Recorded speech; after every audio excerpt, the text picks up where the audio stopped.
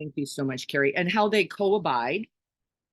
But before I do that, Greg's sitting here and is pointing like this. No, he's not.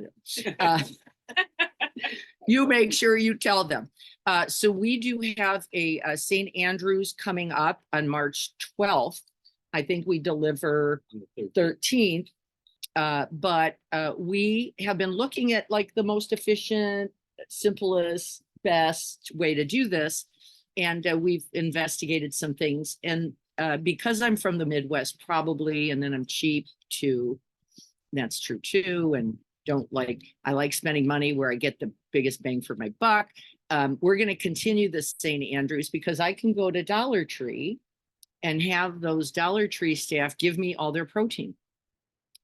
Yeah, and it's $1 something a can. You can't get that anywhere. You can't get it anywhere. And so we get tuna, chicken, and manwich. I think it's a barbecued ground, things. Sloppy Joe-ish thing. We also get veg-all, and we get tomatoes, diced tomatoes, because you can just make almost anything with that. And so for that amount of money, it's worth it to me for us to continue that process.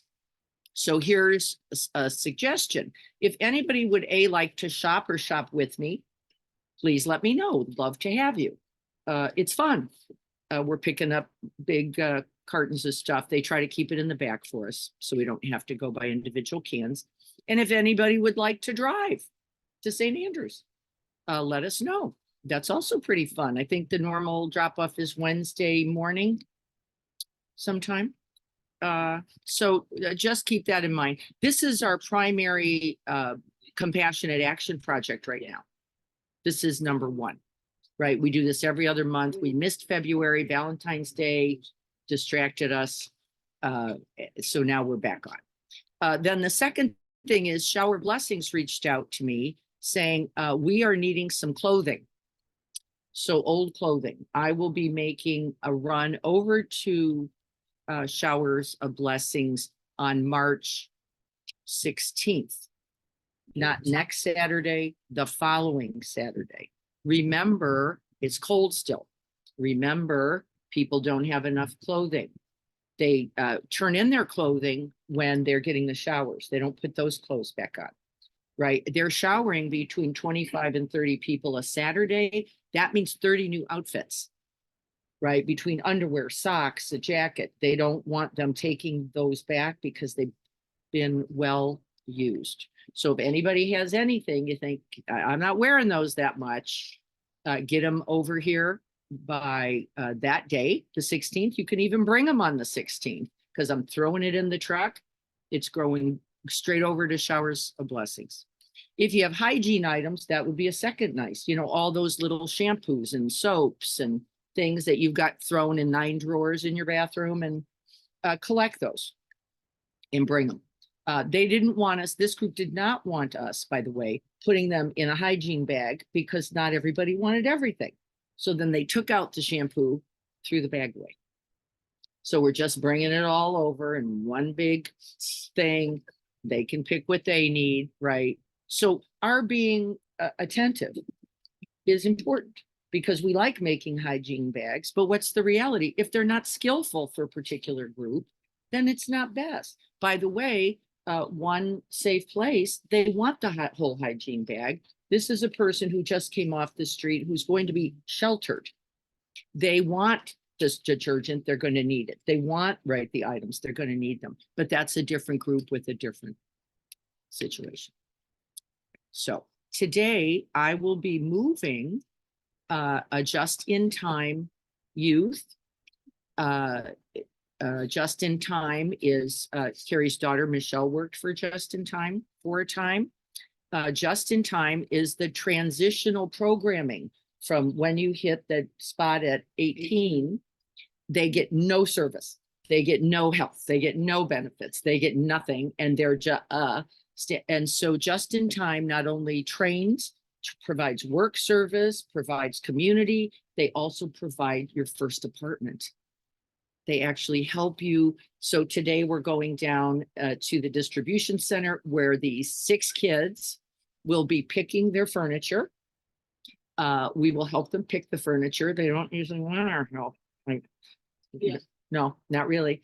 The last kid, Martin, who I did in November, said to me on the slide, he goes, they're picking old, they have old taste.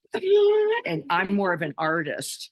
And I went, well, we're going to get your stuff, Martin. And he picked some of the coolest things that nobody was picking. He put them together in the most amazing way in his apartment. This kid's got an Art Nouveau 2nd floor apartment in San Diego, and he picked it all himself. We did not help him do that. So just know, if you ever want to join us for that, that's a Rotary event. All these kids, just so you know, this week are kids who we rescued from human trafficking. All of these kids, these 6 kids, came out of the human trafficking. The requirements for just in time is that they either be in school full time, Work. they are working full time, or a combination of both. So just in time also helps them Get jobs. situated in that Yes, way. they do. You have to be be working hired. or in school. Carrie's saying, in addition, just in time hires many of those kids to go on to be case managers and peer counselors, and they train them for these jobs. Again, how cool. I'm not gonna get my son to. at least get- I get will that. help Rob get involved. No, he We put their- would be great. He would be great. Yeah, they're one of our grantees. He'd be great. Yes, they need it, and they need our help in all the ways we can. The distribution center is near Mayor Mesa Boulevard. Very large. So then I have a third thing to say, and then we'll start, is my friend Adrian works at La Vida Del Mar. All of our friends. And when someone has transitioned, one reason or another, sometimes death, sometimes to be home for a while, to sometimes to hospice, the furniture gets left. And I thought, what an amazing idea, because they call 1-800-JUNK for that furniture. And some of that furniture is top of the line. How cool would it be if we could get a way to get that furniture down to that distribution center? It would be amazing. That's just a thought. I'm just going to put that out there in the universe. I've said it out loud now. Don't know about the way. There is an organization that picks up. That's a really good idea. Yes. There is an organization that actually. We can get people to pick it up, but they don't want to drop it back off. They want to keep it. I mean, yeah, not the people who, I mean, Yeah. like organizations. Yeah. No, we have them. We talked. They want to keep it. Oh, the nonprofit. Yeah. They furnish homeless individuals. Yeah. they use it too. So just an idea. That's a pretty cool idea. Yeah, no, we're not figuring anything out today. La Vida should- You need Yeah, no. trucks And you need No. trailers or something. We would need a truck, which we have, and maybe And another some- truck if we had enough. And some people to carry it. Mhm. Okay, fear and fearlessness. Here we go. What do we know about fear? It's present. It's here. Say it's scary. It's scary. Robin says. Dia says it's here. It freezes us. It can knock our socks off. Presents in a lot of.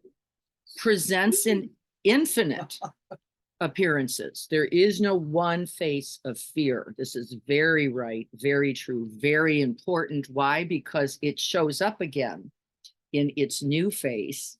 And then we go, nah, it's all right. I can do this until, right? And so attending to fear on the path to fearlessness, which is, what did I say at the beginning, is co-arising. Fear does not arise alone. Fear is never independent. I love the truth of this, of fearlessness. Why? How could it be so? Fear co-arising always with fearlessness. How is that true? Because you've got a lot of smart people here. You gotta be paying attention. You've got to pay attention. It may be arising, but it's just sit up here going, hey. That's I right. have to do this. That's right. You have to be present enough To know fear as fear, you have to be able then to do what?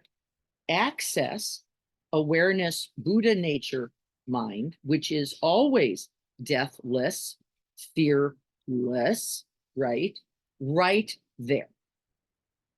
And the faster we can go, wait a minute, I know fear. I know its path. I know it's, what can we name? Impermanent. Fear is not permanent. It is conditioned. It is based simply on this quality of mind going, I didn't want this. I didn't like this. And I wanted this to go away. Is it true? What's the difference between fear and anxiety? Anxiety, you're anxious to fears with the back, smack in the face. Exactly. Anxiety, Mike said it's so lovely, it's so perfect. Anxiety is the fear of fear in the next moment. You get this? Fear of fear in the next moment. It is not in the present. So how do we then attend to anxiety? We attend to fear that naturally arising, right? We're never going to get rid of it. We've got that instrumentation. We don't have to try to get rid of fear. Actually, this is one of our key mistakes in relationship to fear is avoid, deny, suppress, kill it off, get busy, distract, take a martini, right? Rather than what does Pema say? Turn towards fear as just like towards a blade. But you don't have to fling yourself onto the blade, because as you are choosing to turn, Buddha nature, fearlessness is already here. See, the very turning towards. So how would we do it then? For those who are new, how would we then turn towards? What do you do? Where do you go to turn towards fear? Have to attend to. How do you do that? Robin says you have to attend to fear. How do you do it? Identify it. How do you identify it?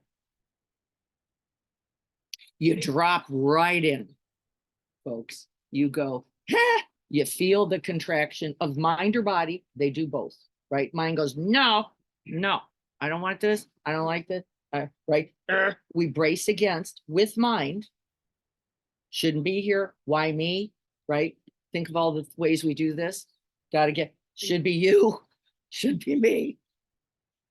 I didn't deserve this. How come I'm the one? Right? We've got every kind of story, including I deserve this. Let's not just think about that version here.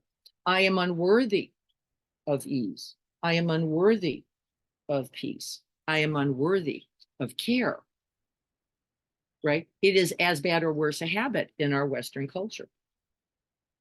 As bad or worse. And then we do what? With compassion and caring, very Yeah. gently turn yourselves toward it. Yeah. You could at least feel for yourself in the tremble. Right? Trungpa said it. He said, can I allow the queasy tenderness of being alive? Really? This is, and then how often would we do it? Every time. Every breath, because wouldn't it then be there in its infinite forms? Mike said. Didn't he? Mike said infinite, and including the little seed of fear going, oh, but maybe it's going to rain. Maybe I shouldn't go. What if it's pouring? See, right? We've already lost fear, which is just the checker. Everything all right now? Remember, fear starts as just an appraiser. Everything all right now? How lovely for that to be there in case there's a tiger, in case there's a flood, in case there's everything all right now. Right question, says Rick Hansen. right? Everybody gets to ask, am I all right now? And then by presence itself, by dropping into where else would you go to know if I'm all right now? Yeah, it's that person next to your sibling who you've been fighting it for 6 months. Am I all right? Yes. We're going to review some of the sutta. The sutta says, if you are a person in craving for a particular outcome, just let's stop right there. That's the number one fear. If you are such a person invested or wanting a particular outcome, you will be in fear. Does that make sense? And so this is called craving, thirst, hunger. Tanha is the Pali word, the seeking of something else. Do we get this? Number one cause of fear. Number one, the craving nature of this mind body to want something else. Not, They don't even know what it is necessarily. They just don't want this. that's exactly right. And that's still considered craving. Not this is just as much wanting as wanting this. So we could want life to go on forever. That would be one version of craving. And we could not want to be ill. Say, right? Right. Who would distinguish? So do we get this idea? Number one is craving the pleasant, craving what else? What else do we crave? The pleasant is, moment to moment. I want it to be a little warmer and a little drier. Then I'd be okay. What else do we crave? Outcomes, results. Wanting it a certain way. So it's constantly liking, not liking. Constant Constant. craving is constant. We also crave permanence. Can you see that? Not only do we want it to be pleasant, we want it to last. And how long? Forever. Right. So I remember as a young woman, my husband, who does all kinds of amazing things, right? This guy would take a bullet for all of us, and he'd get mad about something. And when he'd get mad about something, I'd go, this is not love. And I was right, but it was about me. I was right. This is not love. But because you're talking about self-love at that point. that's right. Right? He'd get mad about it. And I'd go, this isn't love, because love is permanent. Love always looks good. Love is always pleasant. Love is always flowers, roses, rainbows, and right, something. And this isn't it. Now, by the way, the Buddha does never names fear as an affliction. It is not named. It's not by itself. No. It's Yes, it is only 10,000 co-arising on those other factors that I told you about. What were they? I want it to be pleasant. I want it to be permanent. There's a third. What is it? So I want it to laugh. I want it to last. I want it to be pleasant. And there's a third. These are the three factors of craving. And all craving, unattended, not craving by its nature, just a thing, just a condition. So we don't. I want it now. I want it now. I want it. Actually, I want it. I want it to be mine, and I want it now. Isn't it? Isn't it? Do everybody see? These are called the causes of suffering. Then, and that suffering is suffering because we're going to get into distress, stress, struggle, fear, pain with it. But fear by itself, just so we know, has never been identified in the Buddhist tradition as a problem. What do you suppose is the antidote, and then we'll practice, to fear? This is we don't talk about this. Couple of conditions. Conditions of heart or mind that are antidotes to fear, inviting then fearlessness. Being in the moment. Being in the moment, present moment, only one to be in. Once we're here, you're going to be less fearful, by the way, than you would be. Anybody ever been in a car accident and gone on that ride? You're just going, wee, wow. Things are breaking, people are flying. Fear is not there. Fear is no longer, because what? Present moment, just going, this is amazing. I have been in a life-threatening car accident. And in that accident, because I was just on the ride going, wow, this is amazing. The passenger's foot came flying up as she was falling out of the car. And I went, beep. Why? Just here now. Nowhere else to be. It didn't even occur to me to go, uh-oh, this is not looking, didn't even occur to me. Because why? You're just here now. Don't most people, they talk about this things, where they say, it's like time slowed way down. Or stops. Or That's stop. exactly what And- happened. And that's what being in the moment is. Yeah. This moment is like, here it is. It's timeless, right? Death. Look at, let's listen to the words. Deathless. Nowhere else to be. Just here with this, right? And then the Buddha goes on to say, this is Nibbana. Just this. No special circumstance. It isn't like she doesn't go flying. I don't know. I don't know. I only know there it is. Okay, I got that. Fearlessness is actually the interpretation of Nibbana. No special conditions required. Just you. Just you. That you show up completely. That you show. And by the way, do you have to show up without fear? No. You show up still, right? You don't let fear guide, lizard brain, little scary, right?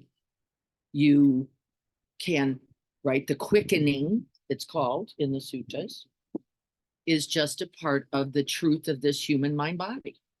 The quickening. I'm certain that Renee or Carrie or anyone in healthcare, quickening, right? I was thinking about that it's presence. And then sometimes muscle. The Buddha called it energy. The Buddha called it energy. If you're truly present, you will have as much energy as you have for this task. Joko said, just do what you need to do. Do what needs to be done. That's Nibbana. Whatever that is. Now, by the way, it doesn't mean, says Robin, that I'm going to save that person. That's not even in the thinking then, is it? It's what's here. How do I attend to this exactly, this moment? This is the fearlessness. This is Nibbana. Right? Isn't it true? See, then we can get rid of all this other garbage about how not to feel something. It's ridiculous. Our Western culture is averse to the idea of fear, leading to, anybody know? What? Anxiety. Anxiety. Tons of it. Everywhere. Why? I put it that way. I addicted that. Well, let's get rid of that. Anxiety. Remember what we said anxiety was? Fear of fear in the next moment. What does that mean? Not attending, not abiding, not being present to what's here. Fear is, the Buddha said, not our enemy. It is not an affliction. It is not the cause of suffering. I'm blown away by this. And I'm a therapist. Right? I'm blown away by the truth of this. And it's so right. And we don't think of it this way, do we? We go, gotta get rid of it, gotta drink over it, gotta get busy over it, gotta do something. Wrong, wrong, wrong. Once you have that understanding, to me, Yes. it just seems like way too much work. I mean, you feel it and it's like, you attend to it and it's like, why would I even mess with this direction?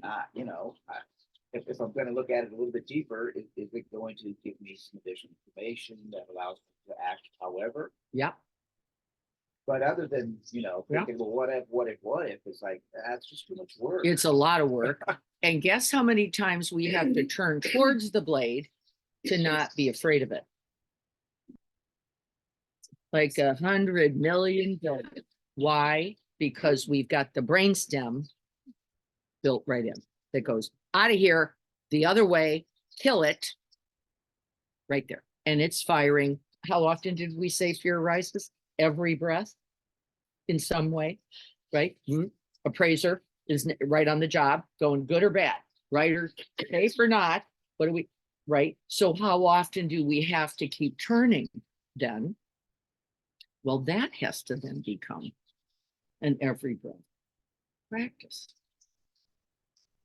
Now I fall asleep on this. But doesn't that mean that like fear is something that's gonna happen, Yes, but unavoidable. you can choose fearlessness? You can choose to turn towards it, to drop into the body, Greg said, to abide the sensations without impulse and volition directing you. That's the brain stem. And go, I will be with me here. And then Dia said, with compassion. Didn't you? You said, I'm going to show up. And not only am I going to show up, it's with condition. We bring a quality. That's why we call compassion boundless. Because who's going in there otherwise? Nobody. But compassion, by its boundless nature, says, no, I will go with you into the dark cave. I will go with you into the scary sensation. I will go with you into that treacherous, murderous thought. That's like a nice little flashlight and somebody bigger than fear holding it. Fearlessness is the turning towards fear to see its true nature. If you do not, we're running, and guess what? It catches us every time. You cannot outrun fear, in fact. What does it do? We said turns into anxiety. And in that moment, you're not there anyway. And so this idea, well, I'm going to run away from it. Well, great, nice illusion. Yes, you can't get away. It's already happened, eh? But to me, it's also secular. It's, the fear and the acknowledgement and, Well, these are it learned goes away. things from childhood. Yes. Not Right. even- Well, what's our first learning? Fear is true. That's one of our first mistakes. Fear is true. Well, you did get the alarm. It did go off and you didn't get taught. That's just a feeling. It's okay. We can breathe with it. Remember, we're not breathing out or away from anything. We can breathe with this. For Tanner, who's probably my most fearless person in my family, guess why? I had to train him. Let's name the sensations. Let's name them, Tanner. My head hurts. Okay. What else? My shoulders hurt. Okay. What else? And as he named it, we just breathed there. Guess what? Fearlessness. Fearlessness. Right? That's its definition. Turning towards, abiding, embodying, and naming, then being present. Naming alone is not sufficient. I tried it. You can go, fear is a way of getting rid of it. Yeah, have you not done that? Fear, there's fear. Oh, good. Disappear. So how do we learn? I think fear is also a learned thing. Again, in the right situation, you just kind of learn about stuff going on. And fear to me is to be taught, with Brainstem. behaviors. What to do with fear is taught. But fear itself is simply an aspect of this human nature. Well, yeah, pay attention, is that a rope or is that a snake? Yeah, We That's call it right. fear, but it's really just, something I just need to take a look at and get a clear idea. yes, So it's not in and of yes, itself fear, it's just an opportunity to be more observant of what's actually happening. I mean, you got stuff in the body, yeah. you know, maybe someone's getting young, screaming at you and stuff like that. Again, Well, what do we, that? yeah, not exactly, because what we call fear is this constellation. That object occurring, and we'll call it out there, but it could Right. easily, that object arising, contact with the object, and then that auto, it is not chosen. It is conditioned. So I guess if you mean conditioned to go when it's a spider, Yeah. that could be true. Right. Right? But There's the, physiological Yeah. response that the Yeah. body, the mind doesn't have control over. So we're reacting. it's autoed. Brainstem automaticity. It is auto. It is auto. So, Prior Threat. to. Yeah. Prior Body to the awareness. senses the threat. yeah, and it's reactive immediately. It happens first. Yeah. Before awareness happens, what will happen, this will fire first. So we can't get rid of that, Just but we forget about can respond. the Yeah, attention. we can respond. I can see that happening. I can go, ooh, unpleasantness arising, and I can now, with more authority, with more agency, with more skill, with greater benefit, respond. And what's the first instruction? Recognize and abide. Go nowhere. Now that takes a little bit of training. Doesn't it? That takes a little bit. And then Renee said, muscle memory. I just learned how to go, don't go, stand here and look at the thing. However bloody, however it was, stand here and assess. Yes. So, right, she trained. And as the Buddha said, fear is not our problem. What we typically do is stay in the automaticity. We don't activate our clear seeing Buddha nature, co-arising mind that goes, oh no, I know what this is. And I'm going to ride in the roller coaster seat with you. I think the recognition, and I just had this happen yesterday, because my board told me that they're kind of ready to transition from the founding ED to different. And I kind of knew this was coming, but I had to kind of go through this just in the moment of just sitting with every second of what my body was doing and trying to just, I think just being knowledgeable and in touch in the moment with my body Yes, and my body as I'm just going through this process, right? yes, So I mean, this is an opportune subject matter for today. So I think it's just yes, kind of identifying that, okay, there's just no amount of shit you can do that's right, gonna stop you from going, okay, well, all right, let's just sit in this. yes, So I think just the idea of sitting in it yes, and being in that moment separates the fear from the anxiety. yes, Right. that's right. And this is not- Exactly right, this is- Leanne. yeah, this is not like a, oh, Leanne, you're gonna, whatever, you're gonna tomorrow. I mean, this is a transition, right, in my work and my life, and have some support there. But I think it's just separating the fear from the anxiety, and then just being able to sit Yes, in the fear. And yes. if I'm crying, if I'm, Well, not the problem, yeah, it just whatever you, right? but you're in it. Yeah. And you're gonna, I'm laying on the couch. I just fell asleep for 2 hours. Okay, well, that's great. We're just gonna be in it. Be with So I it think like just that's this. where I'm kind of looking at Great. and I'm reading Untethered again, and just kind of seeing myself in that seat Yes, of consciousness that is the peaceful place. That's the right. river of anxiety that is outside, but knowing that any moment my body can immerse in it. And That's right. I don't know, it's kind of interesting topic today. yes. That is Well, very- timely for us all. Yeah. Because don't we Yeah, all for have a everyone. condition or a we're all in Yeah. transition, Yeah. number one. We're all, Nothing's permanent. no, remember, nothing's permanent, nothing's perfect, and nothing's personal. Yeah, I mean, right? True? That's supposed to be confidential, so you're all my confidential. Yeah, nobody say anything. But They- hey, I they may be can't- available. Zoom next can't week, hear I you, gotta get so it out there. I'm gonna read. It's huge, Go though, ahead, that Brittany. fear is something that I mean, you've said it 1,000 times, but it Yes. really hit home today that it's something that's built into my genes as a sapien over millions of years, and you can't avoid it. Nope. Although there are a lot of unhealthy coping mechanisms I've tried to use to it, Yes, but and we all have. I just have to know when it's rising.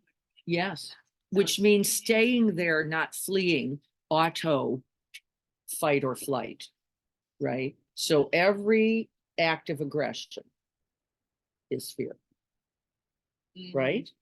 Every single one. Every act of fleeing is fear. Right? And then we can just look at ourselves and others and go, then what is the appropriate response? And Well, slowing it way down, just slowing it down. dropping slowing back in, everything taking down. those breaths, taking the pause, 3 to 5 breaths, you will know how you are. Now, as Renee said, I've spent a whole lifetime trying to get somewhere else, be something else with the demand on me, and then that perceived failure. I can't do it. Why? I've been trying to get rid of it. Then you only feel the unworthy, failed, deficient, bad, wrong. Like, what's wrong with me? Nothing is the answer. Fear is natural. Fear is real. Fear is not going away. Neither is it, says the Buddha, our problem. See, to me, it's just kind of what you're saying. To me, it's two separate systems that are totally interconnected. They That are. Form the lizard brain that just is automatic. That's you right. know, something's different than what it was last second, and so I'm alerted to it. Yes. The other system is your mind that allows you to, really understand, Yes. number one, the nature of form. Yes. which is survival at any cost. It's done Yes. that way. And Yes. the mind system, that's not true. Yeah, Not it's true. all okay. Just here. And the awareness mind is always co-arising. You don't have to paste anything on, but it does mean turning towards the very distress in the body rather than our habit for making it go away, getting away from it, doing something else, addicting, right? I'll have the martini, the porn, the something, get me out of here. Like, where would you go? This is the joke, Really? right? Where do you go? All right, let's read this, and then Chris says you can't outrun a mountain lion. Turn and face it. Exactly, you cannot. Not a good idea. Not a good idea. Because the running is very likely to get you hurt, right? Dennis says, seeing a car completely torched on the freeway yesterday, I reminded myself it could happen to anyone. It is happening to everyone. Your moment, your car on fire, what is it? That diagnosis, that electric bill, that, right? Remember, fear as a natural part of this human. It's just really quick. In response to Renee's conditioning, I hear this phrase all the time from not my present family, but my mom and my dad, and I still hear it in my head. Everything is going to be okay, but that's my way of just pushing fear underneath. Yeah. And then It is. letting the anxiety come. And then anxiety is guaranteed. Yeah. Because you did not Right. attend to fear. So here's the instruction. Attend to fear is the act of fearlessness. Is it right? Attending, Leanne said, to it. Feeling it in my body, breathing with it, noticing the shortness of the breath, the jaggedness of the breath, the ache that comes with the squeeze in the polyvagal system. Will it kill you? Never. That's not what kills you. Actually, I want to change the word fearlessness to fearlessness. yeah, I like Because that. with Yes. Fearlessness. Yes. It's something that I'm sort of saying, I want to be fearless, right? but that doesn't work. Mm-mm, Oh, mm-mm. Being in the moment with the fear. Fear nowness. We gotta make a sticker. That's cool. We gotta Very make good. a sticker out of fear nowness. You Greg gotta get says. punctuation right. It's not fear nowness. No. It's fear nowness. Yes, fear nowness, because that's what attending to fear is the path. We get it. Okay, we're gonna And it's all practice. right. Can I say one thing? Sorry to be interrupt, but Yeah. I was watching a video or interview with Gabor Mate yesterday, and he was talking about his interview with Prince Harry, and then going into Prince Charles saying to him when his mother died, "Your mother died, but everything's going to be okay," and then leaving him. Yes, And that's what caused the trauma because he didn't face it. That's what it's interesting. allowed to feel it. Mm-hmm. Yes. Well, this is every person with an anxiety disorders, and we all have that too in our way, right? That is the affliction. It is, I've got to get rid of it. I'm not allowed to experience it. I've got, because I'm weak or dumb or deficient or whatever we have believed and have collectively propagated, right? This is our culture as well. And even more so in Britain, right? The stoic, the feel nothing. And we're going to change our definition. Turning toward, my father was a war hero, and he was asked a lot, what allowed you to throw those 100 grenades 90 miles an hour, by the way, and save his battalion? He said, fear. Fear, not fearless. Fear.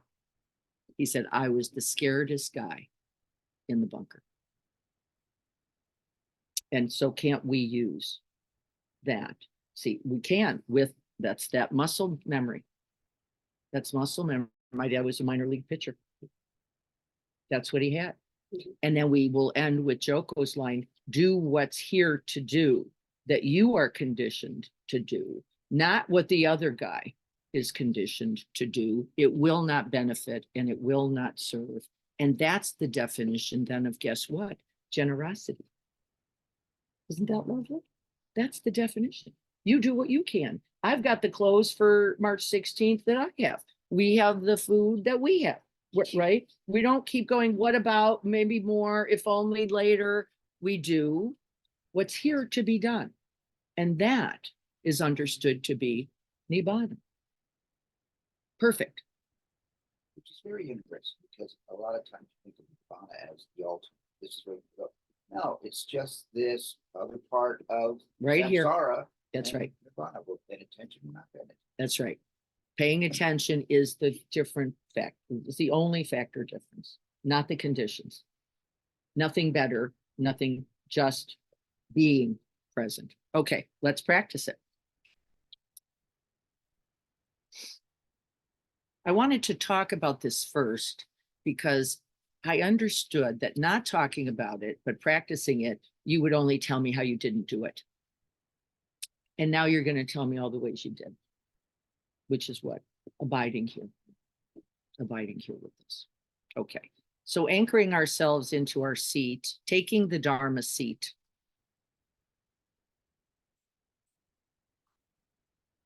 And just beginning to feel, as we naturally do, the sense of space and body. We're already abiding, literally, form and formlessness in this very moment. The body as it's sitting here, its sense of weight and sensation, pressure and contact. And you're going to pick up all kinds of pixels for that awareness. That's perfect. And then abiding in vast, vacuous, wide, open, infinite, boundless, colorless, ageless, deathless space.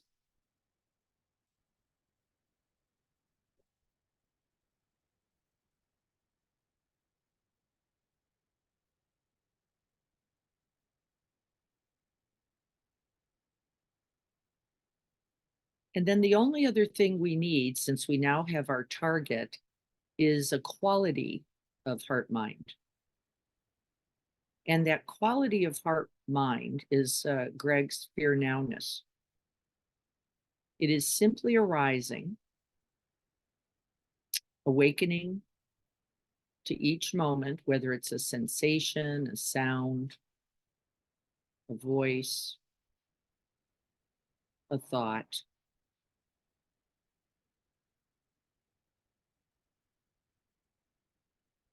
Fully.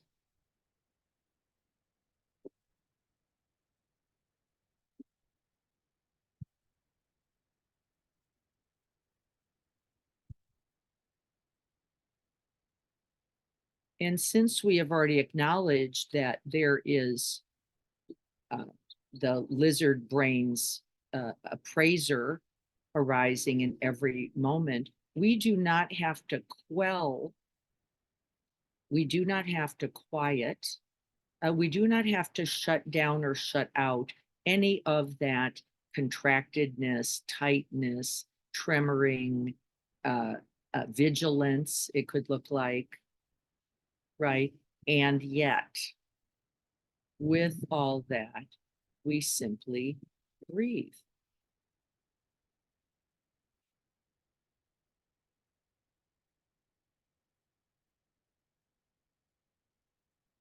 And the reason for the breath is to feel into the sensations of the body, by the way. This is why we focus on the breath.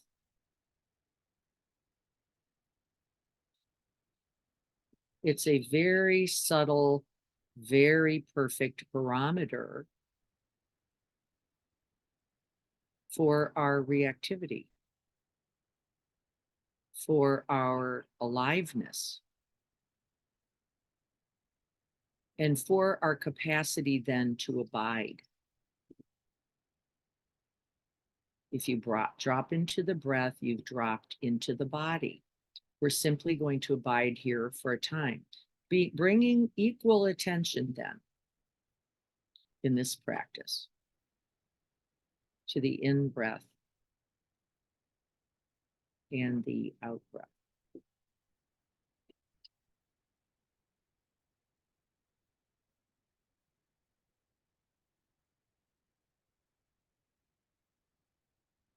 If you notice that shaky tenderness, we smile at the attention, at the attending, and our own loving presence. And then we stay.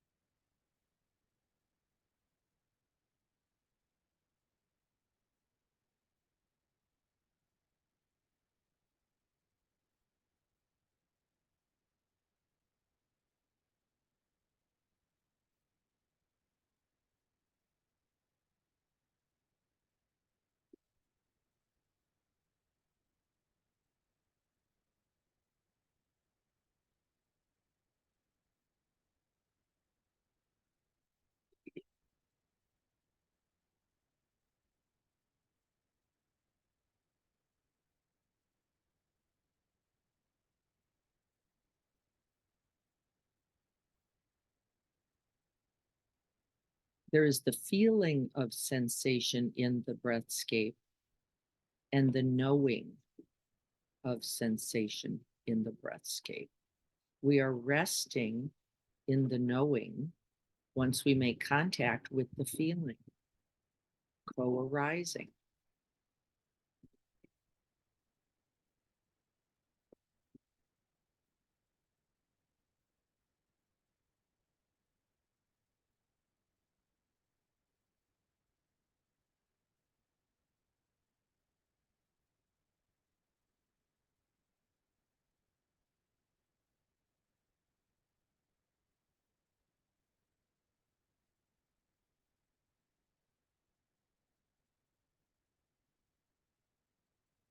And just as we are attending to the breath itself, we'll notice that there are sensations we like and sensations we don't like.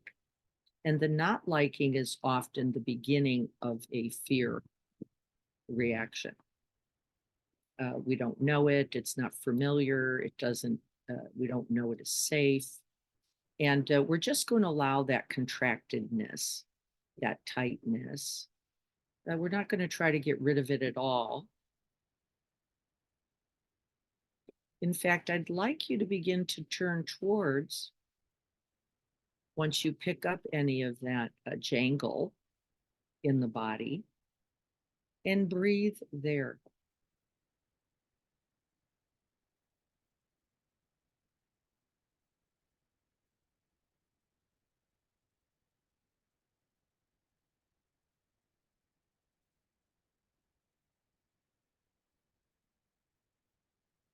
We turn towards the tight spot, which is also the tender.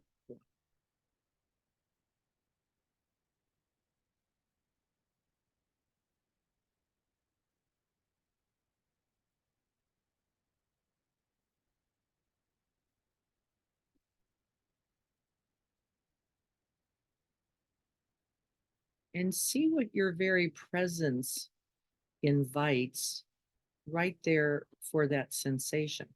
This true being with, bearing witness. And remember, 3 to 5 breaths.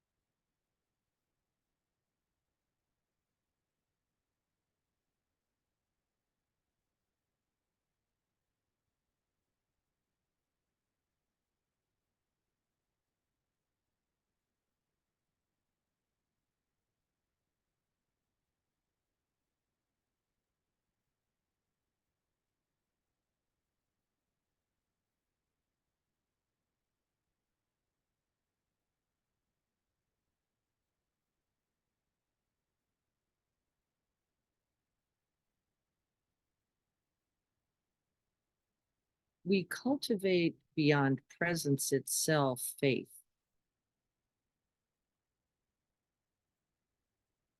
As we learn how to abide breath by breath, we develop a certain confidence and a capacity.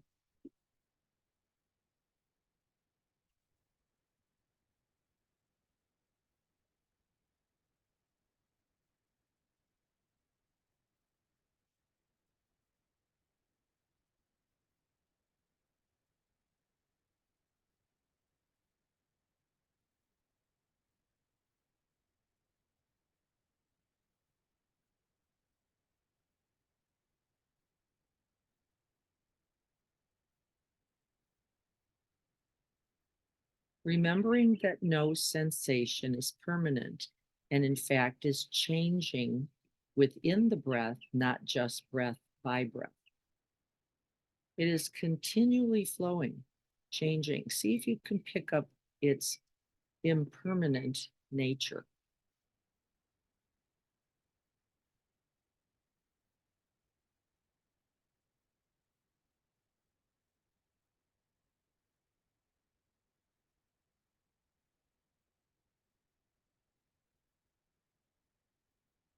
This very being present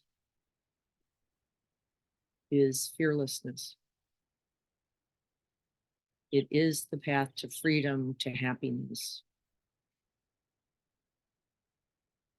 to Nibbana.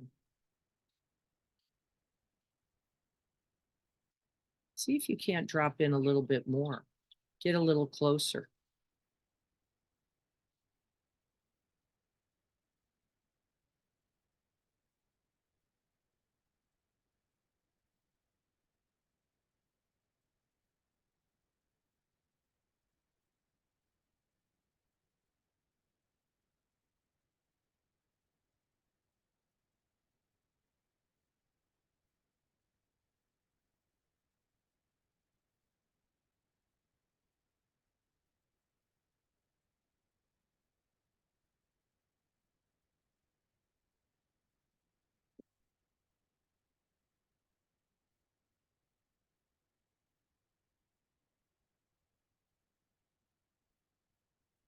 Staying with the breath.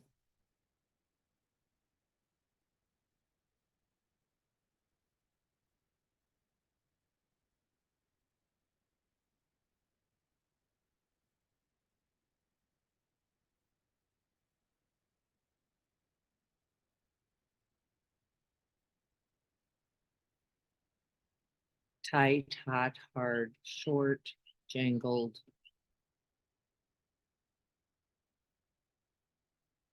Smooth or jagged. Abiding experience as known by this body and mind.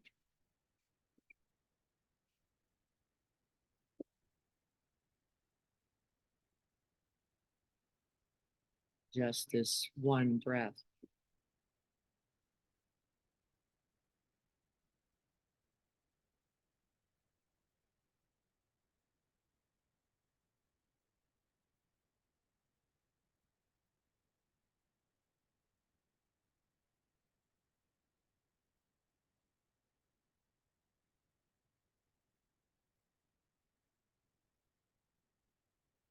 Nothing to get rid of, nothing to cling to, no struggle, no resistance, just arising sensation and that which knows it. Co-arising.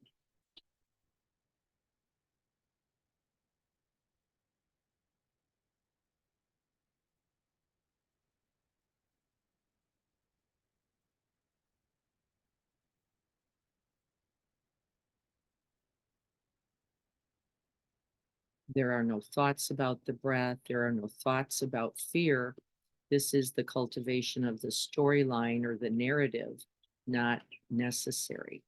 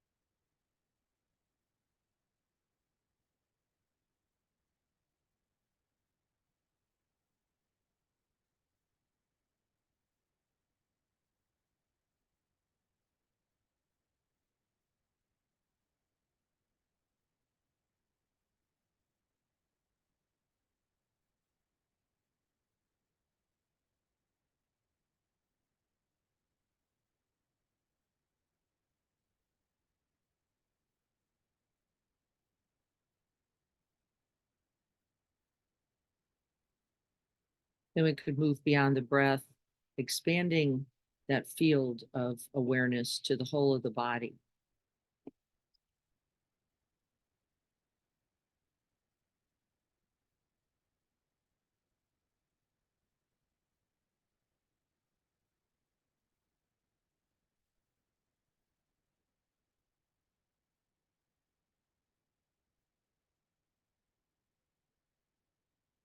making contact with sensations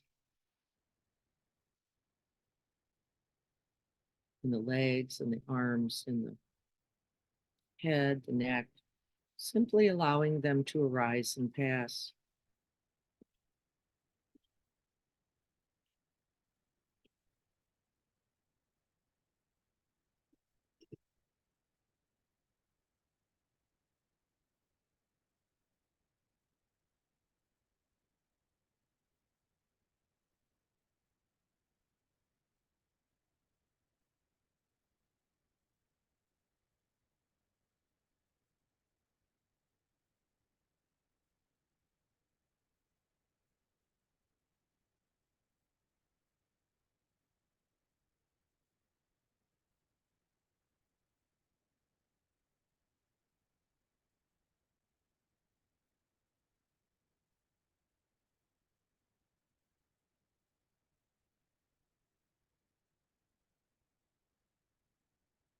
And then beyond the body out into open space.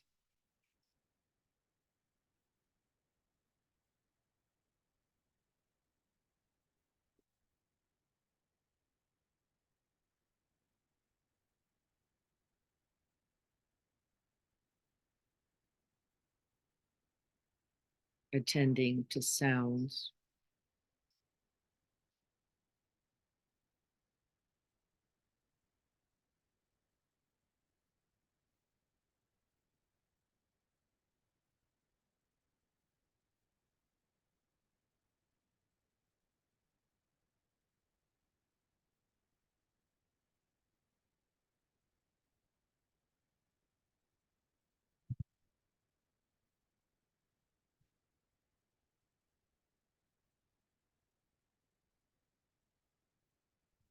And whatever is in the mind body that arises with sound.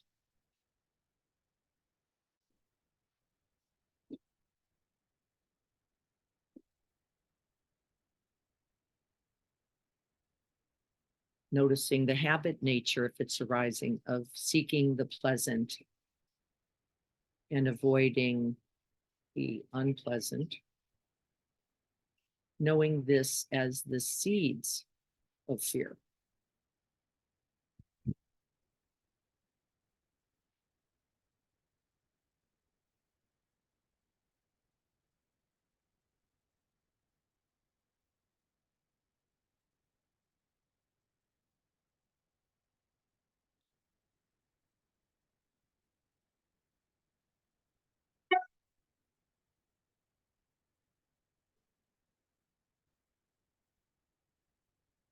And then we begin to recognize that it is the very awareness itself of the movement of mind towards and away. And that gives us the opportunity to abide it all. We're not trying to stop the mind. We're not trying to quiet the body by demand.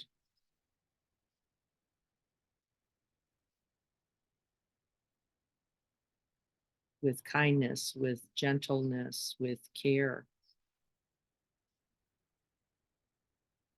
We abide whatever is arising.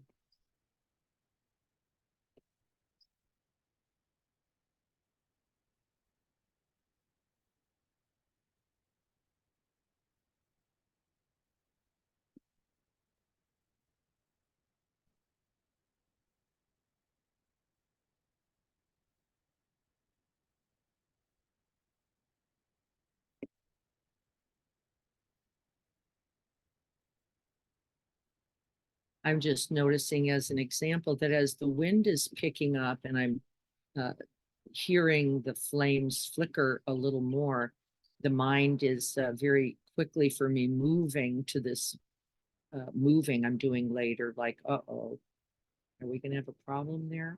And the very seeing of that is the practice. I can drop back into the body, feel the quiver,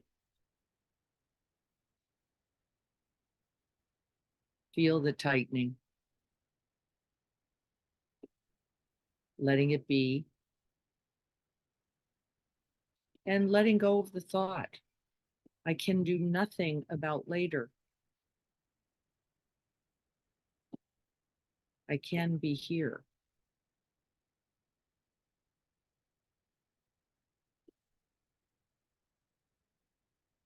I can be companion to the present moment, to this body.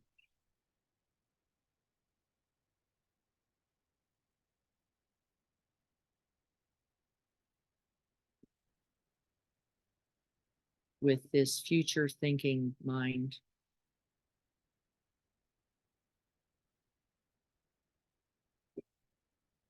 And just come back.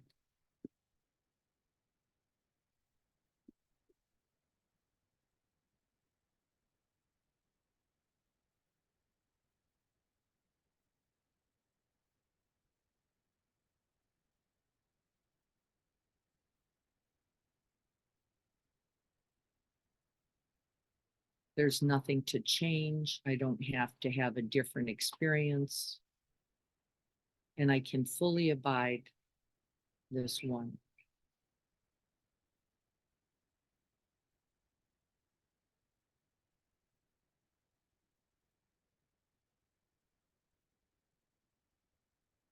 This is fearlessness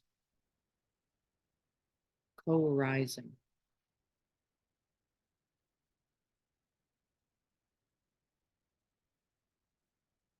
Being with fear.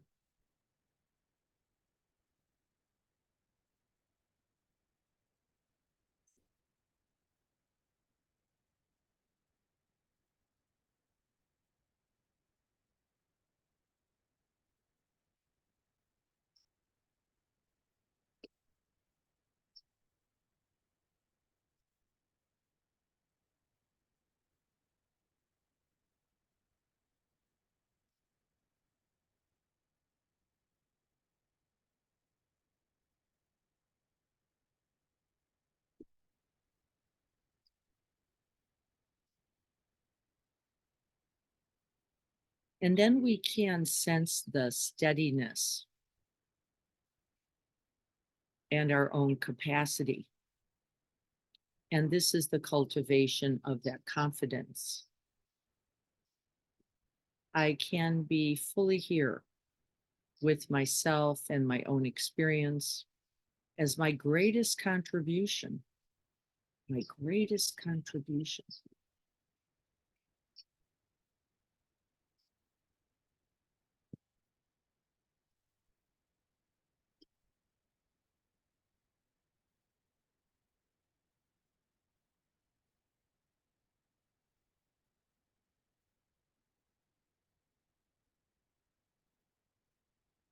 And even in the midst of the jangle, in the midst of the contraction, I can respond.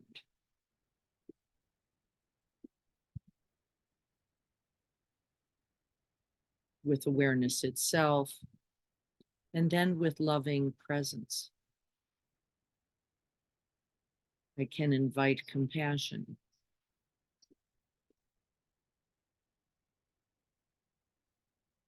Kindness.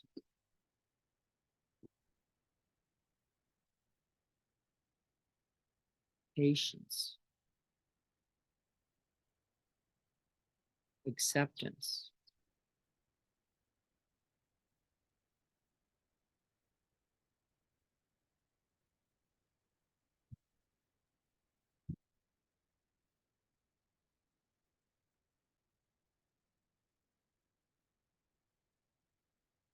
And genuine care.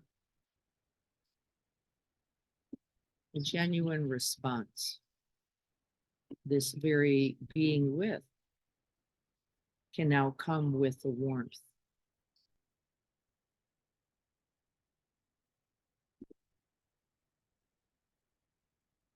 It is not just a quality of mind.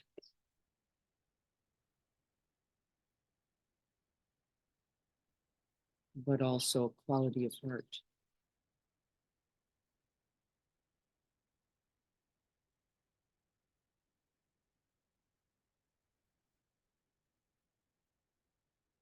This very willingness to stay. A radical act of love.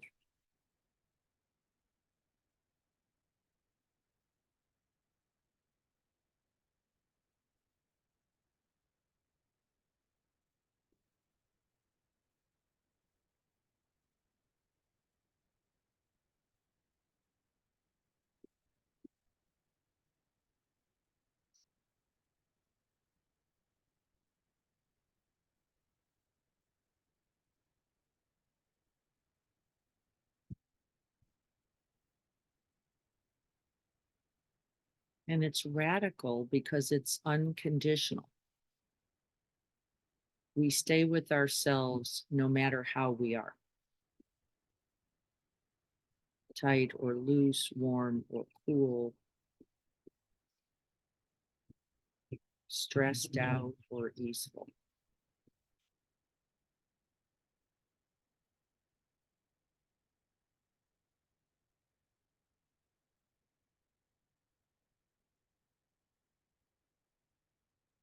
Fearless. Right alongside of fear.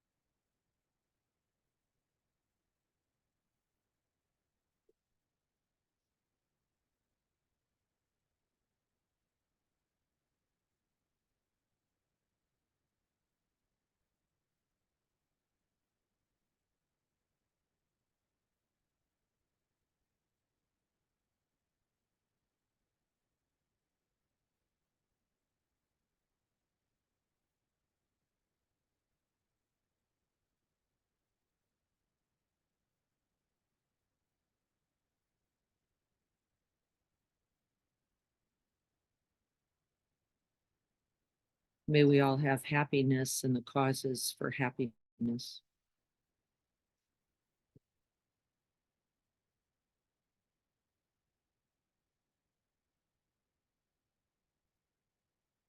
May we be free from suffering and the causes of suffering.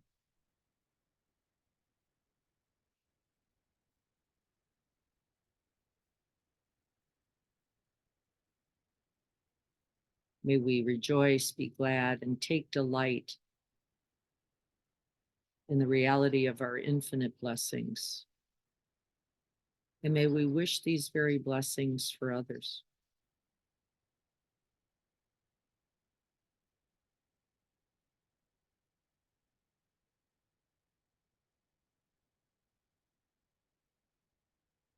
May we rest and dwell in the vast and boundless heart of fearlessness, right along with fear.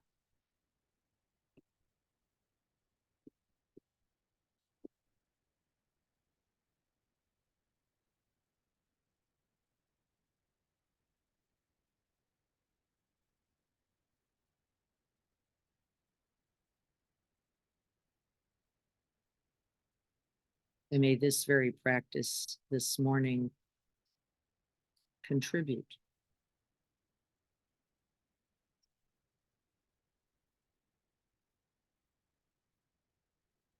and may it continue and grow, never diminish and only flourish until all beings are free and awake.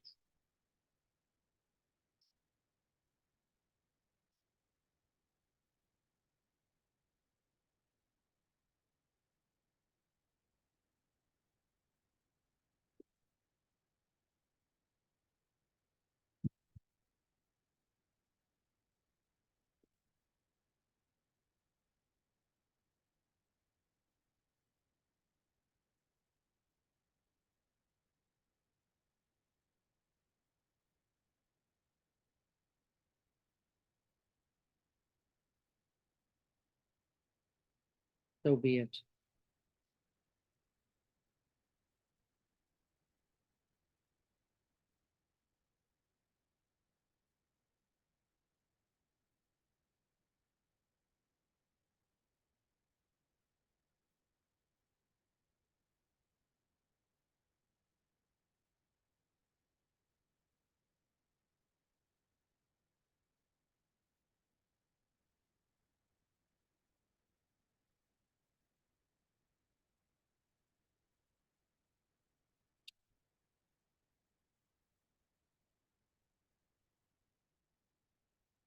He goes, that's over. Any final thoughts? Andrew Molichek talks about fear a lot. I really love reading a lot of the stuff. He talks like a near friend, which would be that fear. Let's say you're standing in the street and a Mack truck's coming. So we have to react. Yes. For kinds of, Yes. but then the other fear, which is, and I've been in touch with it a lot lately, which is my attachment to my body. It seems to be one of the deepest fears. And as I'm getting older, seeing my friends getting older, seeing more illnesses, more disabilities, more things that are going on with them, things that are going on with me, there's been more of this, of that here. And he talks about establishing a relationship of friendliness. Yes. And so I've been working on that. Yes. And sometimes it's there. Sometimes Yes. it's there. And other times just overpowering. The tsunami wave.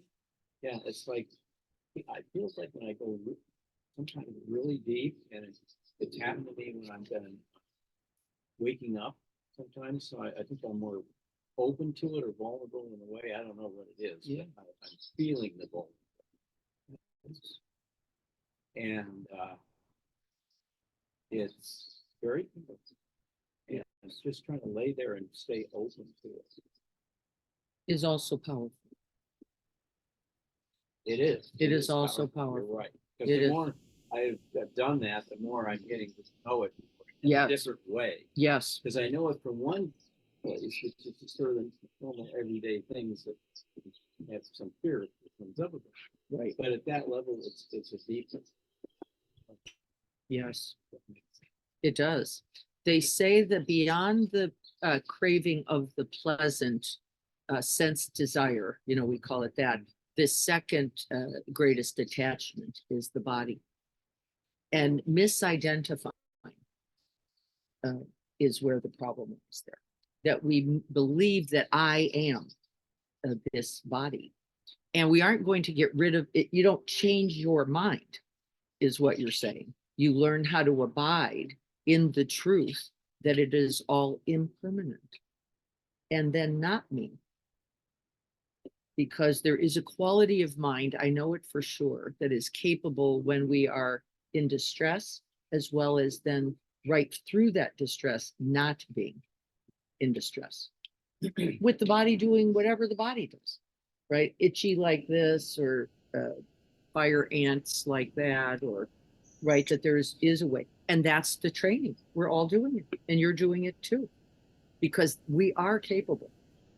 And in fact, there is that the power of the craving is gigantic, but the power of the mind and heart are greater.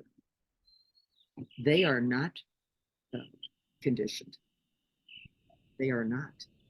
And so, can I abide the storm? And the answer is absolutely, I can. Right now, maybe not yet, maybe not with that wind, maybe not with that thunder, maybe not with, right? And what?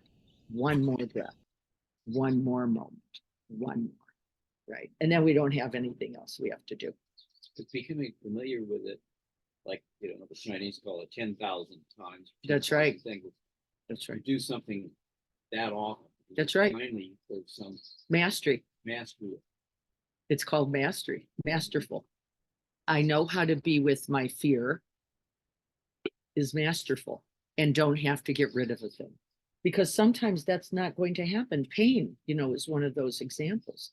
Sometimes it is in its arising, even if it's moment by moment, and it isn't going to be the way I wanted it. It isn't what I like. It isn't what I prefer. And so since we're not getting out of that, what does the book say? At the time of death, no escape from that reality. Then what? Well, we're training. I can then be with this too. This breathlessness, this coldness, right? She's even describing it in our final chapters as says, oh yeah, you're gonna be so hot you can't bear it, or so cold you can't bear it, and then you're gonna be so heavy you can't bear it, or you can't feel the body at all, and you can't bear it. And how do we bear it? We train. Just this one moment. That's all. And I have complete confidence in us. I do. I have confidence in us and in our capacity for this. So I think that kind of answers, but that's what I was going to ask is how long do you sit in the fear to become fearless? every moment that you abide fear is a moment of fearlessness.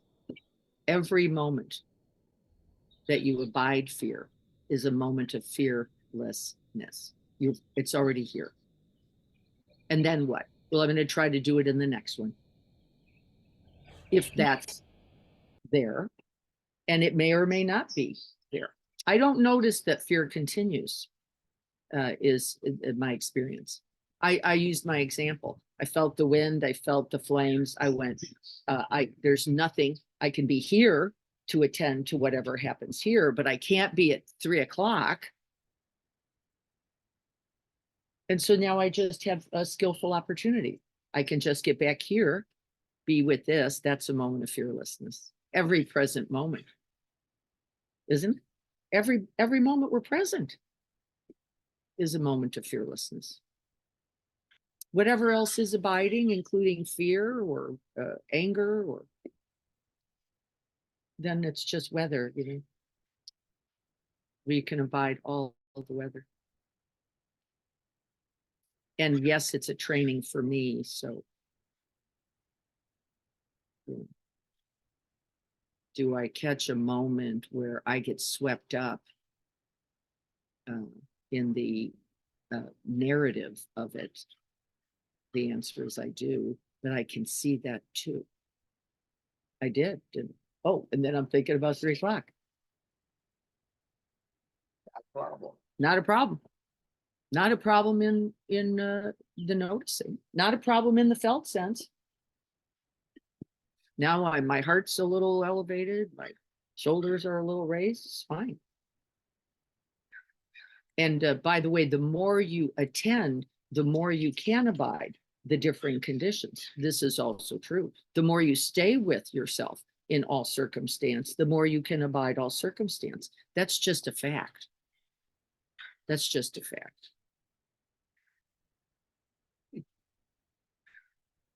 Isn't it true? Don't you notice? You do. As you do it more and more, you recognize the elusive nature of everything. Of it all. And so we end up popping up. You look at, okay, Yeah.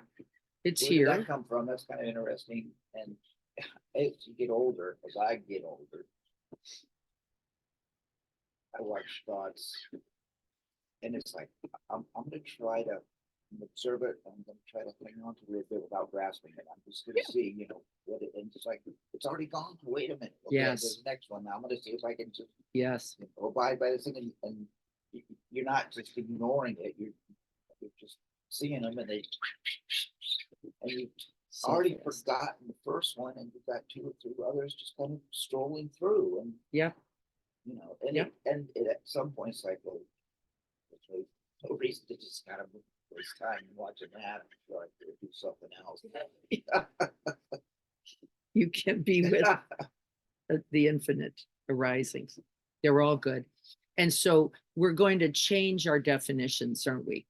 We've really got to work on definition changes because this idea of getting rid of anything, by the way, is a complete waste of time.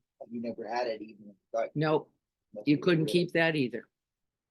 Right? But the noticing will be where all the clarity comes, all the compassion.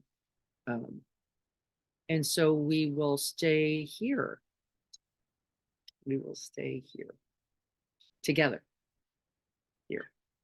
So I hope this has been helpful. It's an important conversation because I think we spend a lot of our practice trying to get rid of things. And I don't want anybody to waste time in that. It won't be of benefit to you. It will be always better to turn towards if it is even for one breath. And then you ran the other way as fast as you could, it is still better. And then, you know, the science says you have grown the capacity, intended or not, to now be there for two.